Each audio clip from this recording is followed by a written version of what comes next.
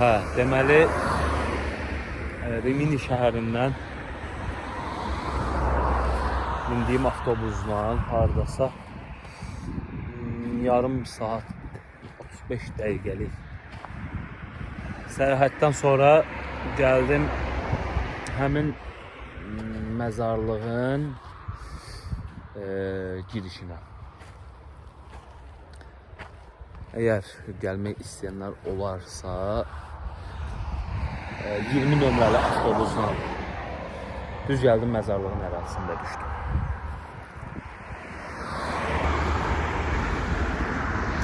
Budur, məzarlıq kompleksinin adı Torre di Cariano. Əgər Google Map'dən istifadə eləməyi belə səlis şəkildə bacaran vardısa, birbaşa bu adı yazıb Google xəritədə, yəni oradakı istiqamətləndirmələrlə də gəlib bura çatmaq olar.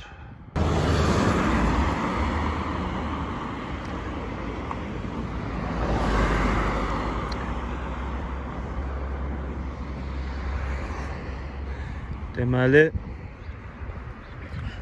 son vaxtlarda elə çox yağışlı keçir ki, bu İtaliyanın Adriatik dənizi sahillərində, konkret olaraq desək, mən qaldığım şəhərdə Riminidə.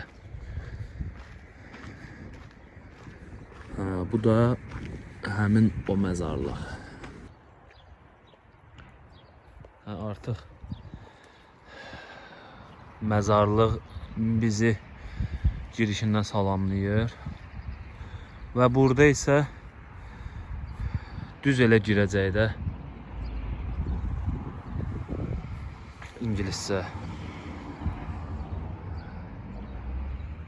Cariano War Cemetery haqqında məlumat, İtalyan xalqının həlak olmuş əsgərlərə hədiyyəsi olaraq qeyd olunubdur burada.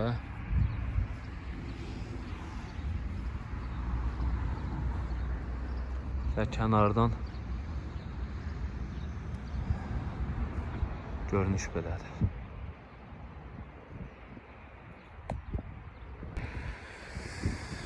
Bir də demək olar ki, saat elə gec deyil də, saat 14 olar. Bir də maraqlıdır ki, baxın, heç kim yoxdur. Qapıdan təzəcə girdim. Məndən başqa məzarlığı ziyarət edən heç kim yoxdur.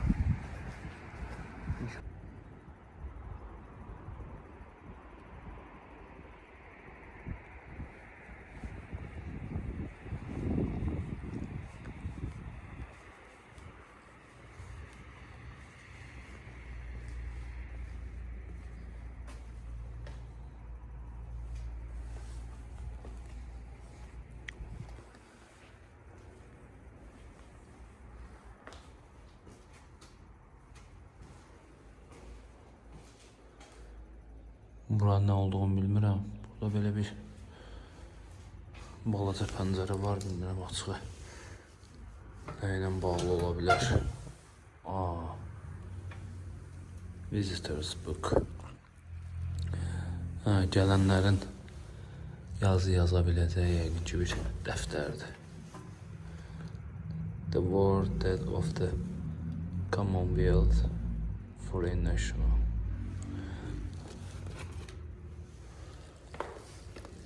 Bax, burada nələr yazılıb. Sadəcə jurnal kimi olduğunu düşündüm birinci, amma name, adres, deməli, bu dəftəri bura qoyubdular ki, kim ki, hansı tarixdə, hardan gəlib ziyarət eləyir, o barədə məlumat yazır bura. Əgər kiməsə üçün də maraqlı gəlirsə, məsəl üçün mənim kimi gəlib oxuya bilərəm ki, kimlər hardan gəlib. Məsəl üçün buradan bir nəfər Kanadadan gəldiyini qeyd edib. Ondan Bir aşağıda bu da səhvləmirəmsə İngiltərədən gəlib. Bu da United Kingdom, yine İngiltere, yine Kanada, yine Kanada, Kanada, United Kingdom, England,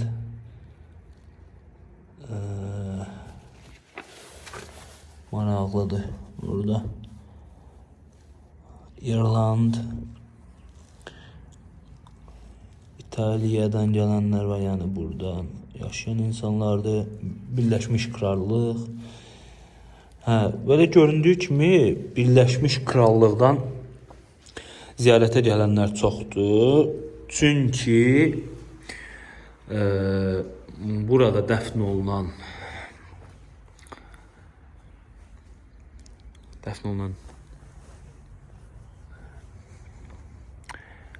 döyüşçülərin demək olar ki, hamısı ya Kanadadan, yani böyük əksəriyyət Kanadadan, sonra Böyük Britaniyadan, Amerika Birleşmiş Ştatlarından, Yeni Zelandiyadan, Avustraliyadan və sair ölkələrdən yığılmış əsgərlərdən ibarət təşkil olunmuşdu. Hansı ki, burada döyüşüb həlak olan əsgərlərin bir çoxu.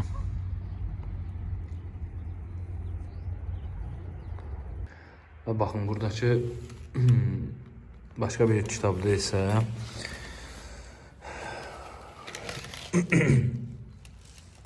həlak olmuşların ad soyadları, kimlərin övladları olduqları, hansı yaşlarında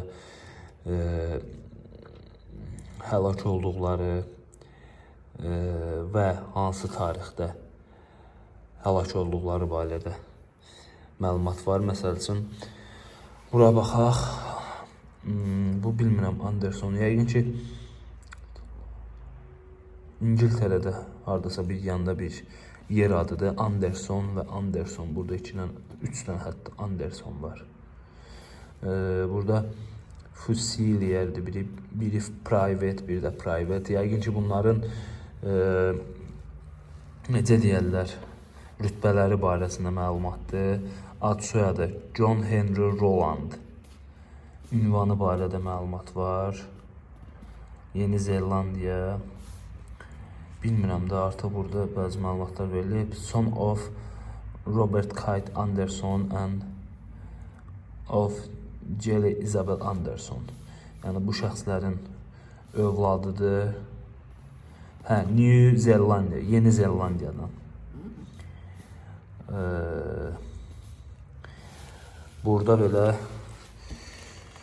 bu kitabda bütün həlak olmuş əsgərlər haqqında məlumat var və qeyd edin ki, bu kitabda 175 səhifədir. Hətta 177 səhifə. Belə bir maraqlı.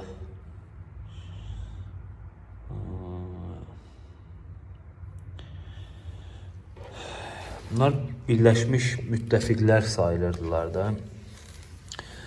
Amerika, Kanada, İngiltərə və onun ətrafında olan digər ölkələr öz şəxsi heyətlərini göndərmişdilər ki, bu müharibədə bir tərəfdən SSR, bir tərəfdən də şimal tərəfdən Fransa sahillərindən irəliləyən müttəfiq orduları və bir də cənub tərəfdən İtaliya tərəfdən, yəni irəliləyən müttəfiq orduları.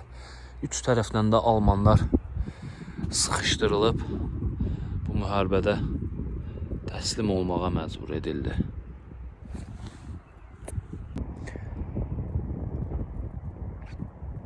Burada elə bil belə bir vaxtda olub heç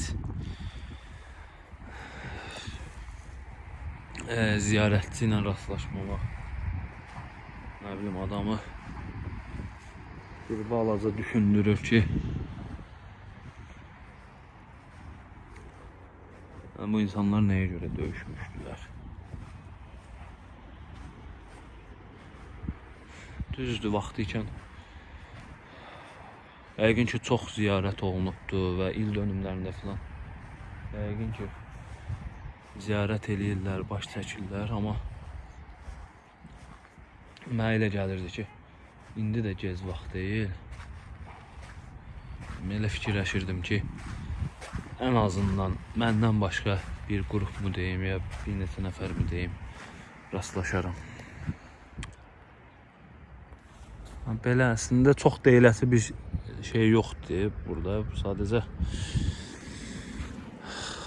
bu adamların nəyə görə cavan yaşlarda 20 yaşda olanları olub, 19 yaşda olan olub, 30'dan yuxarı yaşda olan komandirlər olub. Belə bir məqsəd üçün, bir amal üçün vuruşubdular. Siyasətlər uğruna vuruşubdular.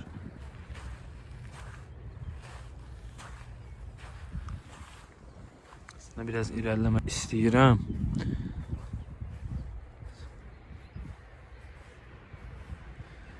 Məsələn, bu əsgərə baxaq.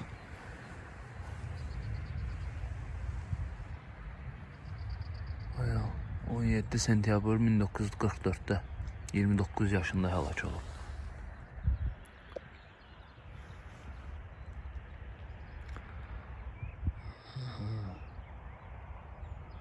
Royal Army Service Corps tərəfdən vuruşulmuş.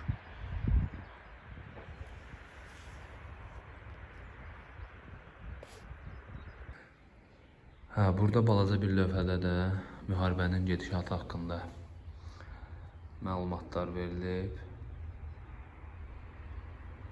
Hansı ölkədən nə qədər insanın həlak olduğu haqqında qısa bir məlumat burada.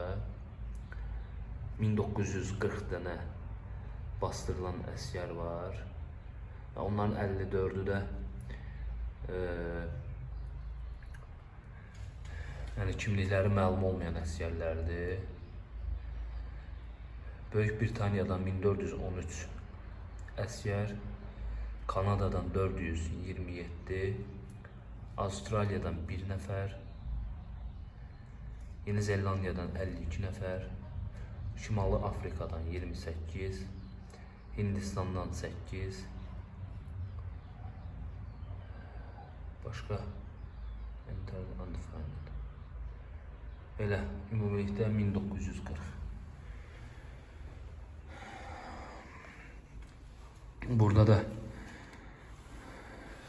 müttəfiq ordularının hərəkət istiqaməti göstərilibdir. Burada yazılanı əsasən 15-ci hərbi qrup 2 hissəyə bölünüb.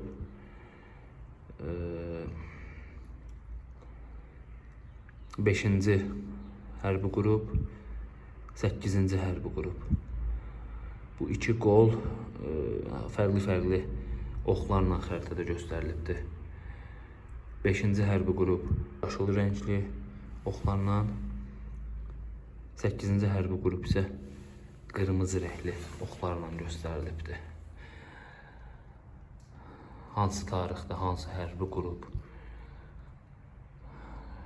AP'nin yarımadasının hansı hissəsinə çıxartma olunub, hansı istiqamətdə hərəkət edibdilər.